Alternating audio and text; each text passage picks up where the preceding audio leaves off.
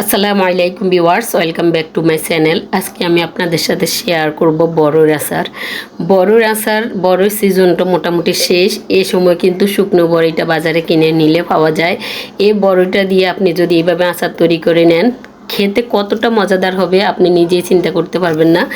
এইখানে আমি আমার আম্মার গ্রামের বাড়ি থেকে আমার আম্মা বড়িটা নিয়ে তারপর এগুলাকে ভালো করে শুকিয়ে ডিপ ফ্রিজে ফ্রোজেন করে রেখেছিল আমাদের জন্য।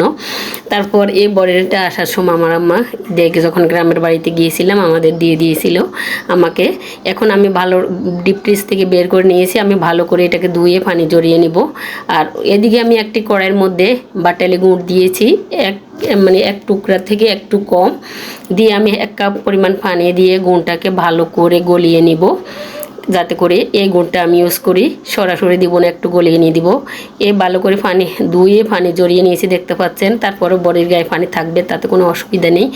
আর গ্রামের বাড়ি থেকে বড়িটা কিনে নেওয়া, এই বড়িটা এত সুন্দর, এত পারফেক্ট। প্রত্যেকটা বড়ির ভিতরটা একদম মাংসে ভরা। দেখা যায় দোকান থেকে বড়ই কিনে নেওয়ার পরে অনেক বড়ির মধ্যে এত শুকনো থাকে, ভিতরে কালো হয়ে থাকে, আবার অনেকগুলো ভালো থাকে দেখা যায়। আর এই বড়িগুলো এত সুন্দর ছিল। এখন আমি বড়ইটাকে ভালো করে থেতলিয়ে নিব, এমনভাবে থেতলিয়ে নেব যাতে করে প্রত্যেকটা বড়ই বিচি থেকে খোসা আলাদা হয়। এখানে একটি কড়াইতে আমি নিয়ে নিয়েছি 1.5 কাপ পরিমাণ সরিষার তেল, আর এতে অ্যাড করে দিয়েছি 3-4টি ছোটো এলাচ, বড় এলাচ একটি, 1 টুকরো দারচিনি, 2-3টা তেজপাতাকে মাঝখান থেকে ছেড়ে দিয়েছি। আর এইখানে আমি 7-8টি শুকনা মরিচ 2-3 পিস করে কেটে নিয়ে দিয়েছি। আমি একটু ভেজে নিব। এ পর্যায়ে আমি কতটুকু ভেজে নিয়েছিলাম আমি ভিডিওতে এসেছি কিন্তু ক্যামেরাটা অন করতে মনে ছিল না। আসলে এমনভাবে ভেজে নিতে হবে যাতে মরিচের কালারটা চেঞ্জ না হয়। মশলার মধ্যে, তেলের মধ্যে একটু মশলার তেলটা, মরিচটা একটু ভেজে নিয়েছি। এরপর আমি বড়ইটা দিয়ে এখন মশলার মধ্যে ভালো করে একটু কষিয়ে নিব। আর বাজার থেকে কিনা বড়ই যদি হয়, ও বড়ইটা অনেক সময় শক্ত হয়। আপনি এই কাজটা করলে ভালো হবে যে বড়িগুলোকে আপনি ভালো করে ধুয়ে একটু পানি দিয়ে সিদ্ধ করে নিতে পারেন, লবণ এবং হলুদ দিয়ে, তারপর হাত দিয়ে কষলে নিলে ভালো হয়। আমার বড়ইটা গ্রামের বাড়ি থেকে নেওয়া, এই জন্য আমি ওই বড়িটা এত ভালো ছিল তাই আমি আর ওই সিদ্ধ করে নিই নাই। এ পর্যায়ে আমি কিছুক্ষণ তেলের মধ্যে এবং মশলার মধ্যে কষিয়ে নিয়ে এরপরে অ্যাড করে দিয়েছি যে গুড়টা আমি গলিয়ে রেখেছিলাম। ওই গুড়টার মধ্যে যে কিছু পানি ছিল তাতে কোনো অসুবিধা নেই, কারণ বড়ি আচারটা এইভাবে দিতে হয়। একটু যদি আপনার মাখা মাখা না হয় তাহলে আপনার বড়িটা ড্রাই হয়ে যাবে। এ পর্যায়ে আমি আরও দিয়েছি 1/2 কাপ চিনি, 1 চামচ লবণ, আর এতে অ্যাড করে দিব আমি 1 চামচ বিট লবণ তো আপনারা এই পর্যায়ে দিতে পারেন, বাকি যখন নামিয়ে নেওয়ার আগেও দিতে পারেন। আমি এই পর্যায়ে দিয়ে দিয়েছি যাতে করে বড়ির মধ্যে ভালো করে প্রবেশ করে। আসলে দোকানদাররা কীভাবে রাখে বড়িরা শুকনা, কিন্তু দেখা যায় যে আমরা যদি শুকিয়ে নিই, নর্মাল ফ্রিজে রাখলেও একটু কালো হয়ে যায়, বাইরে রাখলেও কালো হয়ে যায়। এর থেকে বেস্ট শুকিয়ে নেওয়ার পর আপনি ডিপ ফ্রিজে রাখলে আপনার বড়িটা পারফেক্ট থাকে। আর বড়ির আচার সবচেয়ে যে টেস্টটা নিয়ে আসে ওটা হচ্ছে তেঁতুল। এখানে আমার কাছে কিছু তেঁতুল ছিল, আমার আম্মা গ্রামের বাড়ি থেকে দিয়েছিল আরও অনেক আগে। আমি ওইটা নর্মাল ফ্রিজে রেখেছিলাম, তাই একটু শক্ত শক্ত ফ্রিজ নর্মাল থেকে বের করার কারণে এখন আমি হাত দিয়ে চেয়েছি যে রগটা ছিল ওইটা ফেলে দিয়েছি, আর তেঁতুলটা দিয়ে দিয়েছি। তেঁতুল দেওয়ার পরে আরও অনেকটা টক লাগতেছে। তারপর আমি এখানে আরও 1/2 কাপ চিনি দিয়েছি, আর 1/2 কাপ থেকে কম দিয়েছি ভিনেগার অবশ্য আমি পরবর্তীতে আরও 2-3 চামচের মতো দিয়েছি, প্রায় 1/2 কাপের মতো। হয়তো বলবেন যে টক দিতেছে, আবার কেন চিনি দেওয়া লাগে, আবার কেন টক, কিন্তু এই বড়ির আচারটা আপনার একটু টক টক মুখে লাগবে।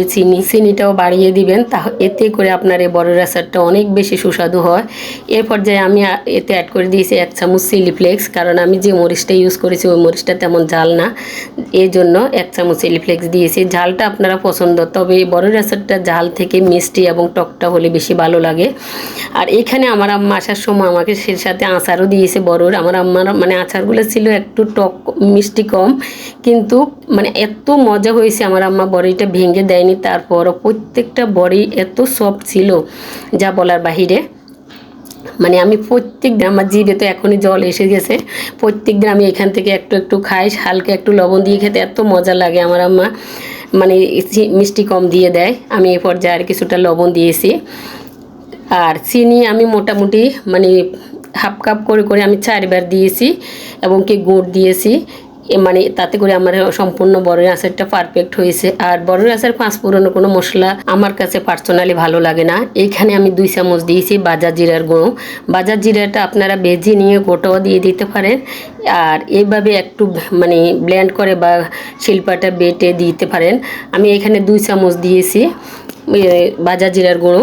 দেখতে পাচ্ছেন আমার আচারটা কতটা মানে আস্তে আস্তে মানে খুবই স্টিকি এবং কি খুবই মজাদার হয়ে যাচ্ছে। আর তেঁতুলটা যে আমার নর্মাল ফ্রিজে ছিল তাতে করে কিছুটা মানে বিসি বিসি আটকানো ছিল, আমি এগুলা খুন্তি দিয়ে একটু আলাদা করে দিচ্ছি। আর বড়ই আচারের একটা দুর্দান্ত স্বাদ হচ্ছে ধনিয়া। আমরা যখন নোয়াখালীতে যাই তখন বাসায় এত আচার দেওয়ার পরও বাচ্চারা বলেন, আমি নিজেও দেখা যায় যে কয়েক প্যাকেট মানে 500 প্যাকেট আচার কিনে নিই কুমিল্লা থেকে হোটেলে যখন নামি। বড়ই আচার এবং তেঁতুলের আচার। আর বড়ই আচার মধ্যে আমি একটা জিনিস সবসময় ফলো করি, ওরা ধনিয়া দেয় মনে হয় নামানোর পরে, মানে ধনিয়াটা একদম মুসমুসে থাকে। এর জন্য আমি একবার ধনিয়াটা মানে বেজে নিয়েছি। এ পর্যায়ে আমার মরিচগুলো বলছেন একটু ঝাল কম, এই ঝাল কমালা মরিচগুলো যদি আপনি দেন, মানে যখন আপনি আচারটা খাবেন সাথে এই মরিচগুলোও মানে খেতে এত মজাদার লাগে। আমি 6-7টি মরিচ এখন আবার দিয়ে দিয়েছি। আমার আচারটা অতটা জাল হয়নি। আর ধনিয়াগুলো আমি বেজে নিয়ে একটু থেতলিয়ে নিয়েছি। এখান থেকে আমি অর্ধেক দিয়ে দিব চুলাটা অফ করে দেওয়ার পরে, কারণ এই মানে ধনিয়াটা দেওয়ার কারণে আপনি যখন আচারটা খাবেন মানে দাঁতের নিচে ধনিয়াটা পড়বে। আপনাদের যদি ভালো না লাগে তাহলে না দিলে চলে, আমার কাছে কিন্তু পার্সোনালি খুবই ভালো লাগে ধনিয়াটা দেওয়ার কারণে। আর আমার আচারটা হয়ে গেছে, দেখতে পাচ্ছেন কতটা সুন্দর কতটা স্টিকি হয়েছে। আর সাথে সাথে গরম গরম নামিয়ে সার্ভিং বাটিতে নিয়ে নেবেন। না নামিয়ে নিলে দেখা যায় যে আপনার কড়াইতে যা ননস্টিকের পাতিল বলেন দস্তার পাতিল বলেন অর্ধেকটা লেগে যাবে, এতটা স্টিকি থাকে আচারটা। দেখতেই না খেতে এত মজাদার এই বড়ের আচারটি। আপনি যদি একবার ট্রাই করে থাকেন তাহলে মানে নিজে বিশ্বাস করতে পারবেন না এত মজাদার হয় এই আচারটি। দেখতে না খেতে খুবই মজাদার। আমার রেসিপিগুলো যদি আপনাদের ভালো লেগে থাকে তাহলে আমাকে লাইক করবেন, কমেন্ট করতে ভুলবেন না এবং সাবস্ক্রাইব করে আমার সঙ্গে থাকবেন। আজকের মতো এখানেই বিদায় নিলাম। আল্লাহ হাফেজ।